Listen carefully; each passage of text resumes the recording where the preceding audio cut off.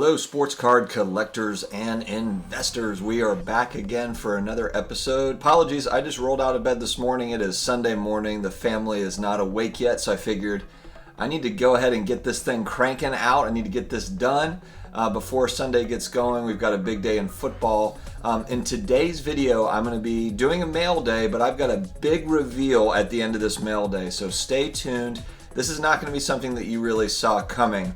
And so I don't want to build it up too much, but I'm building it up. I'm building it up, guys. This is an interesting one. I'm excited to talk about it. So yeah, let's first talk about football. It's game day, and we need to get our heads on right, and we need to get focused. For those that are new here, I'm a huge New Orleans Saints fan. We're going to Chicago in the windy, freezing, cold tundra. And we do not play very well in the cold typically. Here's what I expect. I expect a heavy run game. I expect a heavy screen game. And it's going to be pretty predictable for the Bears defense to kind of figure out. I don't think that we're going to air it out.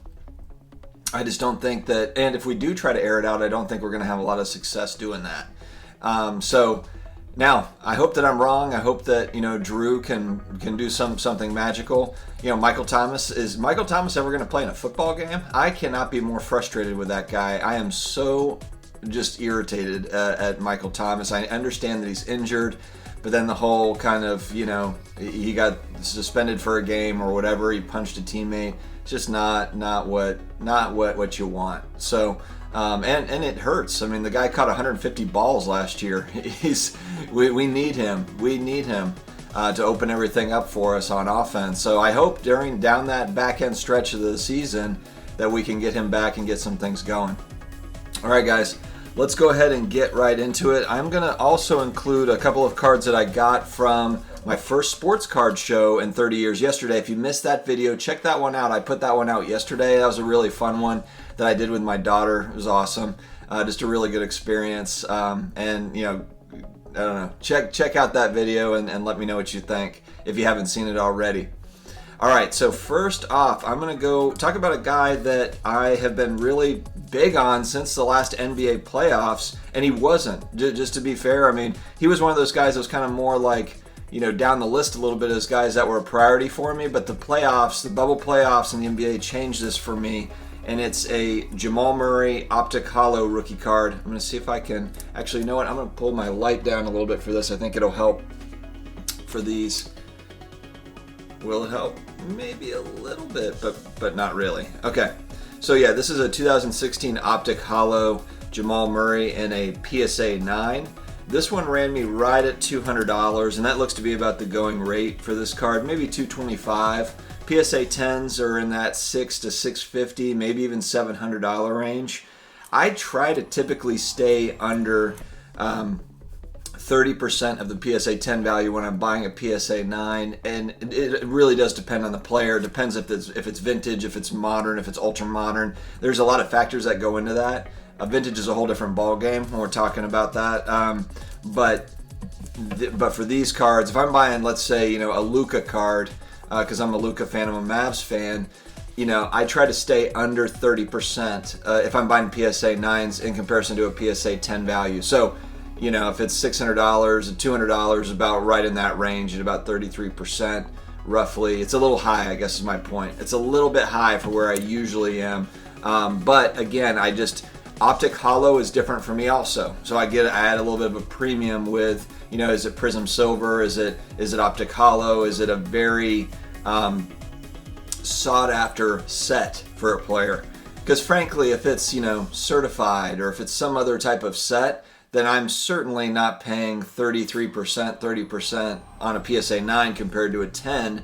And I really don't buy those sets anyway. But if I was, I would value that lower for my own collection, for my own investing. That's kind of how I look at those. All right, so Jamal Murray was the first up card. Second up, I have to go back to my guy here, and it's Drew Brees. And this is not a rare card.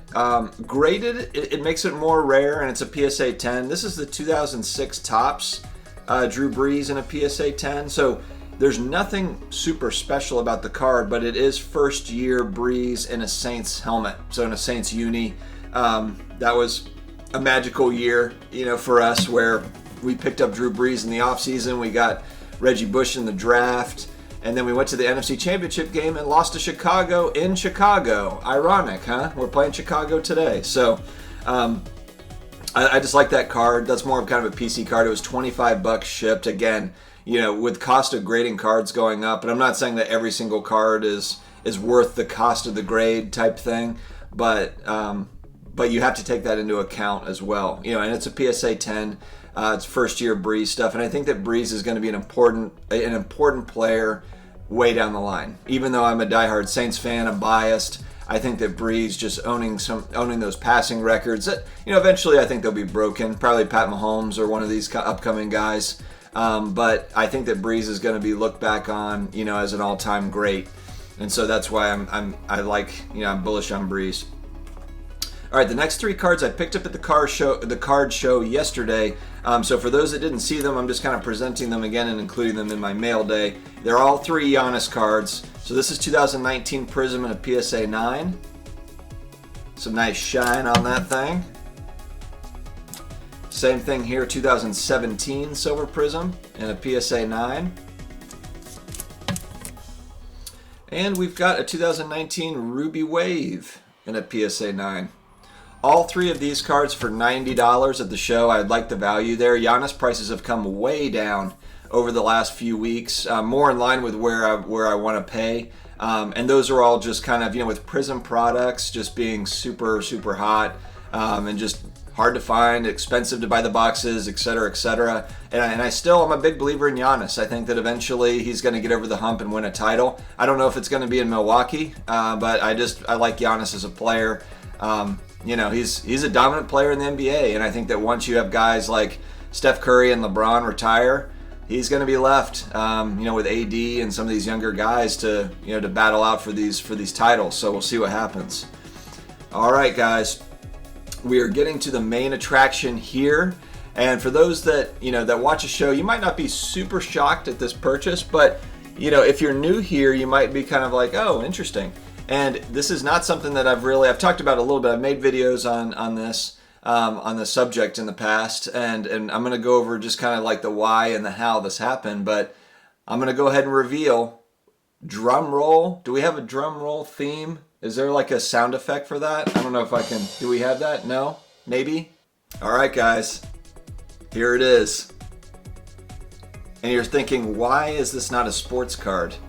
And the answer is because it's pretty awesome. So what this is a Donatello figure. It's an action figure, and this is from the 1988 series. This is the first series of action figures that was released. If you're around my age, I'm 39, you know exactly what this is, and you know exactly the importance of it.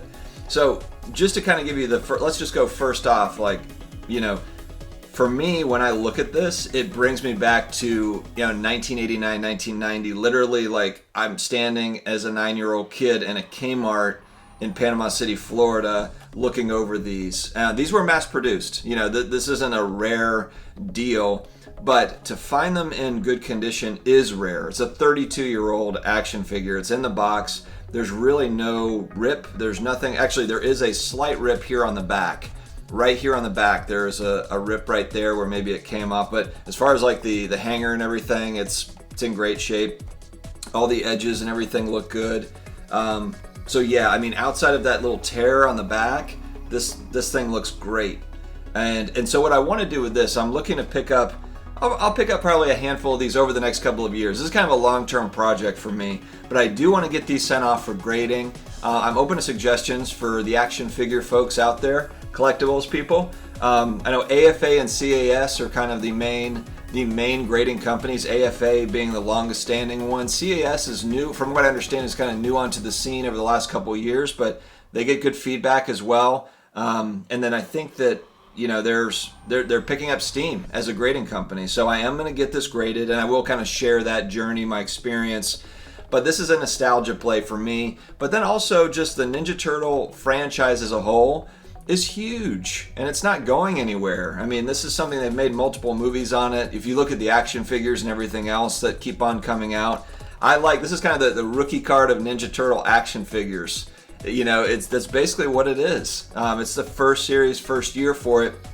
The comic book, came out in '84, I believe, and these came out in '88. So this is that first series of them. I love it. I'm excited about it, and I'll share with you my journey. And for me, I'm bullish on a lot of these pop culture collectibles. Will they all work out long term and gain value over time? No, they won't all. But I think what's important is for some of this stuff, like for me, I'm okay holding this long term because it does give me that nostalgia factor. There is that collector, part where it's like, you know what, I'm okay with this. And I did pay. So I paid $100 for this in box. About 110, I suppose, with tax. But again, there's not many graded, and it's a big nostalgia thing for me, so I was excited to pick it up. Let me know if you guys are going outside and getting other types of collectibles. I feel like if you're bullish on sports cards, you kind of, this stuff all goes hand in hand to where, it's hard not to be bullish on, Silver Age comic books with how big Marvel is and how big DC is. As far as the comic book movies, etc., and then the comic books that are attached to those. It's hard to not be bullish on some of these other markets as well. But let me know. Let me know in the comments. I want to discuss it. I appreciate you guys tuning in on this Sunday morning after I'm just kind of waking up. I appreciate it. And if you have not subscribed yet, please do so. Also, in the description, we've got all of our social media, Instagram and Twitter and all those. Join us on those platforms as well. And we will talk to you again later, guys. Take care.